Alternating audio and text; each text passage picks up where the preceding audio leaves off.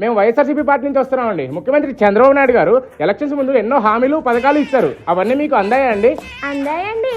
ఇప్పుడు ఆయన ఇస్తా అన్న హామీల్లో మీకు తల్లికి వందనం వచ్చిందా అండి? నీకు 15,000 నీకు 15,000 నీకు 15,000 అన్నాడు. ఇచ్చాడా? నీకు 15,000 నీకు 15,000 నీకు 15,000 అన్నారు. అదేమన్నా వచ్చిందా? ఇచ్చారండి. ఎంత ఇచ్చాడు? 13,000 ఇచ్చారండి. 2,000 నొక్కేసారు కాళ్ళు. లేదండి, స్కూల్ మెయింటెనెన్స్ కి ఇచ్చారండి.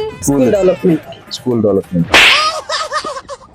ఆ 3 గ్యాస్ సిలిండర్లు 3 సిలిండర్లు ఇస్తానన్నారు సంవత్సరానికి. ఇచ్చేసారండి. ఆల్రెడీ మేము 2 తెచ్చేసుకున్నాం. ఫ్రీ బస్సు, మీకు ఉచిత బస్సు ఇచ్చిన అది కూడా ఇచ్చేసారు కదండి.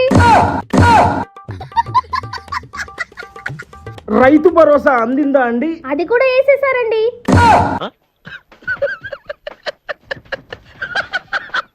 అంతా హ్యాపీయే కదండి కూటమి ప్రభుత్వంలో? కూటమి ప్రభుత్వం పరిపాలన చాలా బాగుందండి. మేము చాలా హ్యాపీ. అంతే. Thank you. బై. వస్తాను. అన్నా, మనం కూటమి ప్రభుత్వాన్ని బ్యాడ్ చేస్తున్నామా ప్రచారం చేస్తున్నామా? అన్నా, నీకేమైనా సిగ్గున్నదా అన్నా? అన్నా, మనం ఇలా ప్రచారం చేస్తే 2029లో కుటుంబ ప్రభుత్వం ప్రచారం చేసుకోవాల్సిన అవసరమే లేదన్నా.